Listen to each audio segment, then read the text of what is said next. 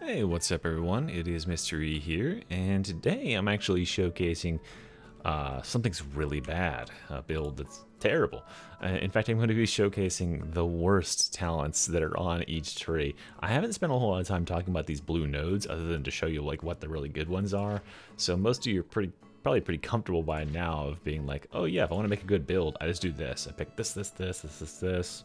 Okay, done. All right, and then you throw on Dueling Sword and you just call it a day, right? But I think it's important to look at like, why are the other nodes not picked? And there's some that are just like, you will never ever see anyone running with this, and I kind of want to put like explanation behind that, at least from my perspective.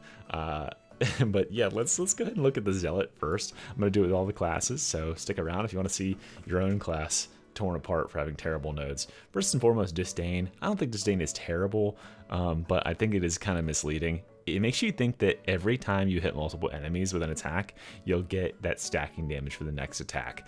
But what actually happens is, like, if these three enemies right here, if I hit all three of them, I would get 15% damage to that next attack, but then that attack itself will not charge the damage again. So you alternate between attacks that actually get the benefit out of this and attacks that don't. So if you're meleeing a single enemy, you'll get 5% damage, 0% damage, 5% damage, 0% damage.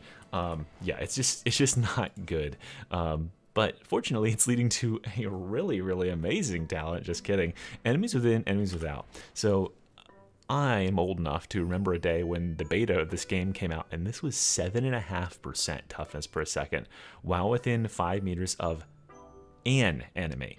So now you have to have 3 enemies near you, which is already excluding, a lot of circumstances where you just have a boss chasing you around, you need that regen. And it's 1/3 as good as it used to be. Let me show you the breakneck speed that I can regenerate my toughness when I stand near these enemies. Oh my god. Phew. Thank God. My toughness was broken there. I'll have it filled in no time. Let's get back to discussing these while we're at it. Then we've got Bleed for the Emperor. The only way this would be useful is if we had Martyrdom, so we had a lot more instances where our health would go to the next wound. But pretty much every good build in the world is not using wounds at all. So you have exactly one time. By the way, my toughness is still regenerating. You have exactly one time where that is going to play any effect at all when the health is crossing that 50% borderline there, per health recharge. So just useless. And yeah, so we're coming down here to the middle tree, and we've got the Emperor's Bullet. What a piece of garbage. It gives you 30% impact strength. You know what else gives you 30% impact strength? This node right here. So you can just take Hammer of Faith and you get this buff all the time, but you have to go through Emperor's Bullet, which only grants you this buff of 10% attack speed and 30% impact strength for 5 seconds after emptying your ranged weapon. So if I want that attack speed, first of all, here's how fast I attack normally. Okay, now let's empty my ranged weapon. All right, quick. Holy shit, do you feel the blitzing speed of that? Oh, it ended like 3 seconds ago. The crazy attack speed, 10% whole attack speed for emptying my fucking range weapon. You are not doing this. Like, you might mag dump, but that benefit is so bad. And then we come down here with Sainted Gunslinger. I have to imagine that whatever dev put this together thought that they were like inventing some like zealot gunslinger archetype, right? Sainted Gunslinger. They're like, oh yeah, you're playing double-barreled shotgun, even though double-barreled shotgun didn't exist at the time, and you'll like mag dump your enemy with the double barrel. You'll blast a double barrel, and then you'll kill 5 enemies with your melee.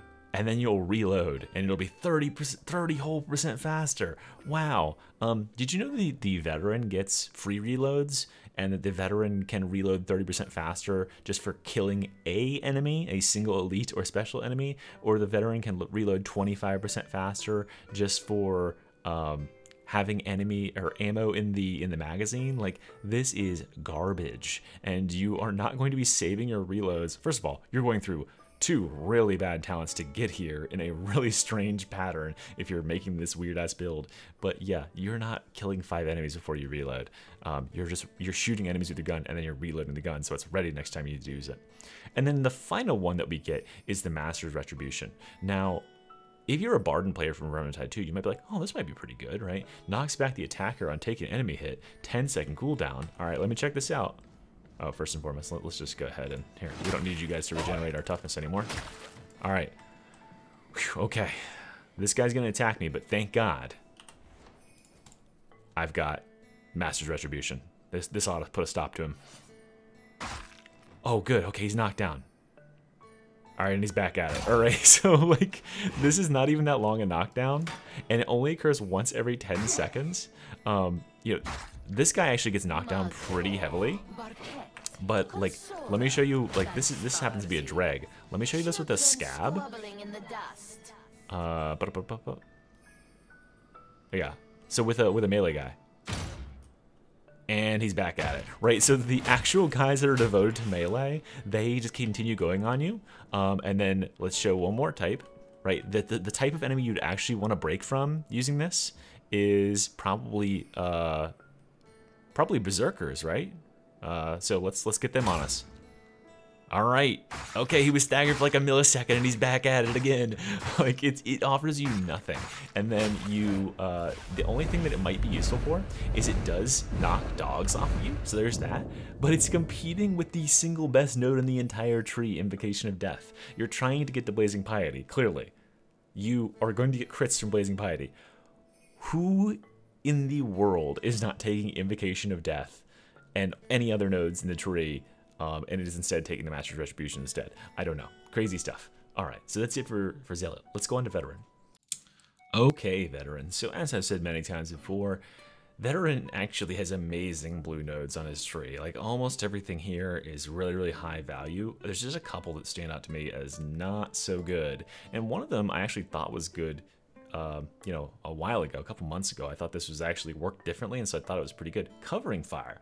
When you kill an enemy with a range attack, allies within 5 meters of the target replenish 15% toughness and receive 10% to all base damage for 3 seconds. So, if this meant you, as well as your allies, it would be good, because close range kills with shotgun or revolver or whatever would give you this toughness and give you base damage, and that would be nice. However, it doesn't mean you. It means just your allies.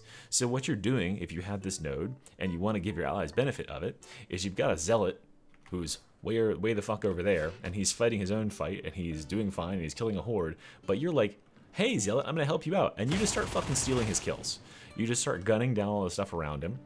And so, yeah, he's wasting swings because enemies are getting shot when when he's like expecting just to deal with them. Meanwhile, you could be like, you know, doing anything else but just, you know, shooting the enemies this guy's already got handled. And he probably isn't missing any toughness anyway. And all you're giving him is a 10% damage boost for 3 whole seconds. So if he's lucky, he might land one attack in those 3 seconds that actually gets that boost, and it will probably make absolutely zero difference. This is such a weird node, and the fact that it only applies to allies in melee, just very, very strange. Like in an actual engagement, you want your allies to be like covering, you know, different directions, probably like fending off different avenues of attack. Your allies don't need this help, especially considering you're probably using voice of command if you're playing veteran, right? And so their toughness is just overcapped anyway. Who needs 15% toughness back? Blah. All right, then we've got Leave No One Behind. I don't like these stupid team-based perks. The only thing that's good about this perk is it gives you assist and revive speed. You know, that's something you get on Curios. It's okay, right? But 20% movement speed and stun immunity when moving towards a knockdown or incapacitated ally. How often is it in a game that an ally is incapacitated or knocked down, right? You have to move towards them, by the way. It's not just like you're near them. You have to be moving towards them. And they're either pounced by a dog or netted or knocked down and bleeding out. And when you get them out, they get 33% damage reduction. You know what else does all that? Just shouting. Just use shout, and you'll overcap them on toughness, and they're fine, right? This is only to be used if you're going stealth, I think. And even then, like, you're stealth. You can get these people up just fine. You don't have to have 20% assist speed. You have an 8-second stealth. You don't need to have extra movement speed to get to them. You're in stealth and you're already moving 25% faster. Just weird and weird, especially in consideration that the other option is an extra grenade. And extra grenades are good. We like to have a bigger pockets for grenades. Speaking of grenades, Twin Blast. Why on earth would you ever choose this? It is not predictable. It's 20% chance. You could go an entire game and throw like 7 grenades. You know, maybe you don't, because you took Twin Blast, you don't have Demolition stockpile, and you're already making questionable decisions, so maybe you didn't take Demolition Team, like I didn't in this build, but, you know, maybe you only get to throw like 7 or 8 grenades in a game. There's a good chance that you don't see a single time where you throw 2 grenades instead, and if you have smoke grenades, wow, you threw 2 whole smoke grenades. Your team hates you twice as much. Good job. If you threw 2 shredder grenades, those enemies that you were throwing the shredder into that would have already died with the 1 grenade, well, now they're going to die like 2 seconds faster. Congratulations.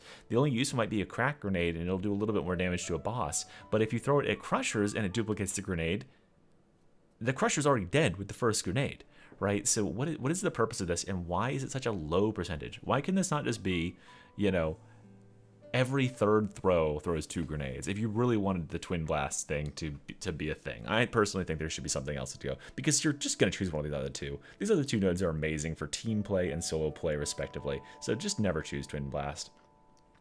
And I think that's actually it, because everything in this bottom part of the tree is honestly really, really good and solid in its own way. The only one that I think is questionable at all is keep their heads down. I don't like suppressing enemies. I think that making them dip, duck, dodge, and dive and dodge is bad, because it makes it hard for me to actually land shots on them, because they're acting evasive rather than just standing there and getting shot in the face.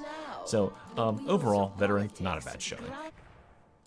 Okay, then we get the Ogryn. The Ogryn also doesn't have too many terrible perks in his tree, mostly because he seems to, I feel like he has a lot less talents in his tree than other classes do. Like, most of his stuff is taken up with going into the keystones and your abilities, and a lot of it is spent because this top part of the tree is absolutely amazing. The first one I want to say is bad is Slam.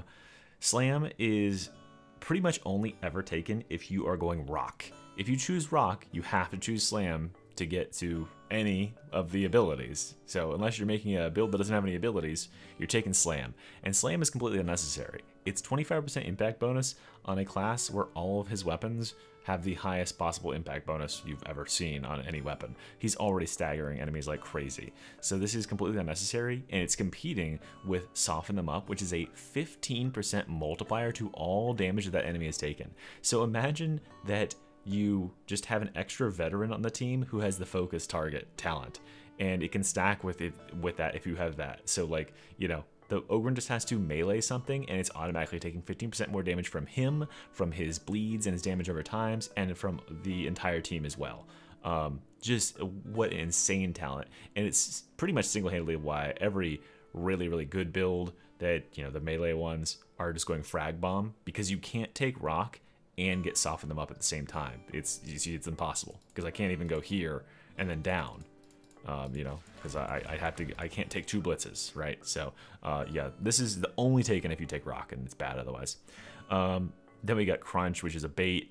This isn't actually that bad, but, you know, you could save a node, and you definitely want to take Batter instead. Batter is insane. But here's one that's really bad: Hard Knocks. Why on earth are you down here in the first place? Like, sir, excuse me, you're not actually thinking about taking Stay Close as an aura, are you? That's the absolutely mathematically incorrect decision. So we need to back it up a second. Hard Knocks, 1% damage to your next heavy melee attack on enemy stagger. Yeah, last 10 seconds, but here's the problem, is you're staggering enemies. When you're using a heavy melee attack build, you're staggering on every hit. So whatever enemies you hit, that's just the damage you get on the next attack. It's probably somewhere between like 7 to 10% usually, depending on the enemies that you hit. And then, yay, you get 7 to 10% damage. Guess what? Even if you had 25 full stacks, you've got a whole ass keystone down here that gives you 25% heavy attack damage. You've got an aura that gives you 10% heavy melee attack damage. We've already got heavy melee attack covered, okay? We don't need, you know, we've got Furious for heavy melee attack damage, which isn't honestly that good, but hey, no, that's not the point. The point is, we've got it covered in this regard. We don't need some other, like, really weirdly, like, overly written thing that gives us some heavy melee attack damage sometimes. This is kind of crap. And then the last one in the tree, you know, Ogryn has honestly some pretty decent ones down here. But the last couple in the tree that I want to focus on, first of all, won't give in. I just don't like these nodes that are all about like your allies being down. You're Ogryn. Just stop your allies from being down in the first place. And, you know, how often is it a situation where your allies are knocked down and you're fighting within 20 meters of them for any considerable amount of time without just getting them back up? This is not a clutching perk. This is not a perk where you're the last man standing, because as soon as your allies are captured and they're out of the game, you no longer get this buff. I could be wrong about that, but I am fairly certain. I'm not taking this and running a game with it, but I am, and I also haven't had a situation where allies were down. But yeah, this reads as incapacitated and knocked down, which is trapped, dogged, or grabbed by a chaos spawn, or knocked down. And you really shouldn't be having your allies in any of those situations. And it's just 20% damage reduction, because you're never going to have more than one ally knocked down near you, right? You already have a ton of damage reduction. And no pushover is actually really good now, so you should be taking this one instead. Then we've got no stopping me, which which baffles the mind. Okay, become uninterruptible while charging heavy melee attacks. Okay, so you might be thinking, I'm an Ogryn. I've never been interrupted before, but maybe I haven't gotten hit by a big enough attack. Okay, well let me test that theory out, right? Let's go ahead and okay, so maybe this will be big enough to stagger me. Okay, no. See, I was still able to channel the attack.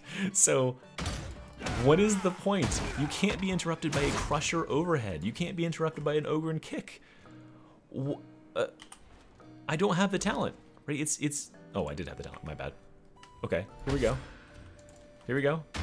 Okay, not interrupted by the side swipe, and not interrupted by the overhead. What does this talent do? This talent actually does nothing, because the Ogryn is already uninterruptible. There is no heavier attack that you can take in the game. I'm literally eating an overhead, and I can still channel my freaking heavy melee attack for days. This talent, please, someone in the comments, explain to me what this talent does and why you would ever take it. I think they ran out of talents and they just stole something from Vermintide 2, and they're like, this makes sense that Ogryn would have this, and it doesn't do anything. We already have this ability. It's part of being an Ogryn. Huh. Okay, let's move on and tackle Psyker last. Here we are with Psyker. As you may or may not know, Psyker recently got a rework to their talent tree, so you know, some of this stuff is kind of new, and actually a lot of it that's new ends up being pretty bad. Well, first let's start with one that's older and very bad, which is Wildfire. Wildfire makes you think that what it's going to do is spread Soulblaze around. So you might think that, like, okay, I've got these three enemies here, right? You know, I've got like this guy, and this guy. You might think that I've got my Soulblaze on this middle dude, and like, you know, when I get him Soulblazed up, if he dies and he has 4 stacks are going to jump here, 4 stacks are going to jump here. No, that's not the case. What actually happens is when he has 4 stacks and he dies, 2 stacks go here and 2 stacks go there. Or if there's only one enemy near him, 4 stacks will jump to him. This is such a low amount of stacks, it's not even enough to kill the smallest enemy in the game, and the fact that the tooltip doesn't tell you that it's evenly split, whatever stacks are on the enemies that you kill, is a crying shame. It's lack of information leading people into a noob trap, and I fell for that noob trap at some point. You all might remember that. It's also in competition with Psykinetics Aura, which is maybe the single best node on the entire fucking Psyker tree. It's literally an aura that's not an aura. It has a better aura ability than maybe any actual aura in the game, because it does what old Bruiser did, you know, 5% cooldown on elite or special kill for Ogryns only, for everybody on the team. So just having a Psyker near you means that you're getting your cooldown, like, you know, back so much crazy faster, and that's amazing. So you should always be taking this node, and therefore why would you ever take this node? Okay, so moving on past that, really bad. Let's go to Unlucky for Some, another one that requires you to be in coherency, just like Psykinetics Aura, but this one is really odd and bad. When an ally in coherency gets knocked down, replenish 100% toughness to all other allies in coherency. Okay, so I'm in coherency with my allies. They're pretty close to me. Like, you have to be like that close as those Ogryns are. And for some reason, they'd get downed. okay? And then suddenly, I don't know if it applies to me, but it definitely applies to my other allies. They also have to be in my little sphere of influence here, and they get 100% of their toughness refilled. My question is, first of all, why is everybody, if they're as close together as they are, and they're in coherency, why is one person getting downed in the first place? Shouldn't you be, like, you know, cooperating? Usually when someone gets down, they're caught out, they're out of position, they're not going to be in coherency. So if that person gets down and they're even one step outside of coherency, this does not trigger. If it does, your other allies have to be in coherency with you in order to get any benefit out of it. And they have to be missing toughness. It doesn't offer any other buffness or any other benefits. So if they're not missing any toughness, like oftentimes they aren't because, you know, shout exists, etc., they will feel no effect from this. Their ally will just get knocked down and they'll be like, oh, okay. This is just such a bizarre perk. It requires you to play in absurd close proximity to your team to get any benefit, and it requires your team to go down, to die, like to get knocked down. We don't want that to happen. Just use our Psyker abilities and use our team play to stop our allies from getting knocked down. And then you won't have to worry about this talent. Also, if you were going to get Vending Shriek, just come over here and get the toughness damage reduction. Why would you ever take this? Oh, geez, what a weird one. Here's my fix for this. If this said, when an ally gets knocked down within your coherency, drain 100% of your toughness and pick that ally up. Cooldown 120 seconds. Something like that. You know? Like, that would be nice. You'd have to change the title, but that would be way better than whatever the hell this is. Alright, coming down here, we've got two equally bad talents here. Empiric Resolve and Penetration of the Soul. Now you're like, hold on a second, Mystery. Penetration of the Soul is actually good. Rending is like, you know, even 10% rending is pretty fucking dope. And we spend a lot of time over 75% peril. Just hold that thought. Empiric Resolve, minus 40% peril generation, minus 30% toughness regenerated, or replenished. So what this means is we're probably doing a caster build if we're down here, right? You would take this because you're like, oh, I'm generating too much peril. I want to keep casting and blasting. That's all cool and all. Here's the problem with that. When you are casting and blasting, where's my... There he is. When you're casting and blasting, you are probably taking these two nodes up here, Warp Expenditure and Quietude, and that's how you replenish your toughness. You're also taking Warp Rider, which is going to increase your damage with higher peril. You're also taking one with the Warp, which is going to increase your damage reduction with higher peril. You want to have high peril as a Psyker. It also works with Creeping Flames because that gives you extra stacks based on your current peril. It also works with Warp Rupture. It gives you extra damage based on your current peril. You want to have high peril as Psyker. You want to ride that line right before you blow up. This makes it harder to get to that line. And since we are casting, if we're a caster Psyker, because we probably are because we're going Warp Siphon and not Disrupt Destiny, we are taking these three nodes as our primary way of regenerating toughness in the build, right? So we'll still get toughness from Warp Attack Kill. We'll come to the reduction part in a second, but these two nodes right here, we're generating toughness for generating and quelling peril. So because we generate 40% less peril, that means we quell 40% less peril because there's 40% less peril generated to quell. So we lose 40% of the value of these two nodes right away. And then you have the downside, the quote-unquote downside of this node, which is minus 30% toughness replenished. So then we take the toughness regeneration that these things offer and cut it again by 30%. So if you take this node, these two nodes are dead. They offer like 1% toughness regeneration. It is insane how dead these nodes are. And this node, that minus 30% toughness replenish, fucks with Psyker so omega hard because Psyker does not have good toughness damage reduction. They have really high toughness replenishment. They have like 4 different ways up here of getting their toughness back.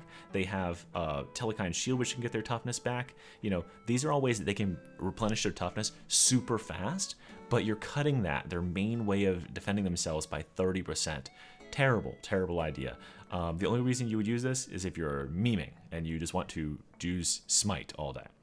Then we've got Penetration to the Soul. 10% rending on warp attacks when above 75% peril. The only reason this is as bad as Empiric Resolve in any way is because it's bugged and it doesn't work at all. And let me prove that to you. So this is a Crusher. He has Carapace armor. I have 0 rending right now because I am at 0 peril. Okay, that was a crit. Thank you, game. Okay, 15 damage. You saw it right there. 15 damage. No rending. All right, so now let's get above 75%. You can see my peril number in the bottom right of my HUD there. Okay, I'm at 81. Let's go to 88. Okay, great. Fucking smite. 15. Crit. 15. Right. So, yeah, this doesn't do anything unless we crit constantly. Great. 15. So you don't get 15. Yeah, etc. You don't get any benefit out of this because it's bugged and it doesn't actually give you any rending to your warp attacks. So yeah, that's the problem with this node right now. So the only problem is if you want to get to Warp Siphon at all, you either have to take a bad node or a dead node just to get a plain talent tax to get down there. All right, then we get Crystalline Will. Crystalline Will literally does this. Casting away, yada yada yada, and then whoops, I overloaded myself, and instead of going down, I just have 1 level of purple. That's great and all, but you know, actually, here's a really cool tip I'm going to give you as a pro Psyker player. You can see I have 73 levels in Psyker. You don't have to take this node if you manage your peril. You can save a node and just watch your peril and just vent, because you can vent at any time, and you can just take Venting Shriek if you're actually bad at venting peril and just do it when you're about to explode. All right, pro tip there. And then finally, Surety of Arms is another one that I really don't like. Let's showcase this. Okay, what are our most popular guns? Because this is a gun Psyker talent, and for some reason we took some head trauma and we're not taking True Aim, so we're taking Surety of Arms instead because we want to reload faster a little bit, I guess. So we're probably in Scryer's Gaze, right? We're probably not doing Telekine Shield with gun Psyker, so we're doing Scryer's Gaze, and Scryer's Gaze is all about keeping our peril low. So if we go over our peril, if we go to 100%, Scryer's Gaze ends, and we have to wait till it comes up again to start getting the benefits. So this, on its face, gives us 25% reload speed. However, it gives us a big chunk of peril all at one time. The way that we quell peril on Scryer's Gaze is by shooting enemies and getting critical hits. So, you know, we would be shooting, and we'd be getting crits, and it would be keeping our peril percentage low, but then we stop shooting to reload, and it would jump our peril up by 25%, and all that for this much effect. So if right now, I'm gonna reload, let's see how fast this is. All right, let's try that again. All right, wow. Geez, that took forever. Thank God we got Surety on Arms here. Alright, nice. I'm back in the action so much faster, and it only cost me, ostensibly, 25% peril, and congratulations, that 25% peril just bumped you up to 100% peril while you were trying to maintain your Scryer's Gaze, and you fucked it all up. So, yeah, it's just, why? Go here instead. Do not take Surety of Arms. Go to True Aim. You don't have to worry. Reload speed isn't that long. We don't need to be generating extra peril when we're already trying to keep it low. Anyway, y'all, that is everything. You know, I just wanted to kind of go over, these are bad nodes, and no one ever picks them, and here's why. Some of them are bugged, some of them are straight up bugged, some of them are straight up terrible. And yeah, hopefully that gives you a little bit more insight on how to build your characters from here on out. Alright, y'all, Mr. E out.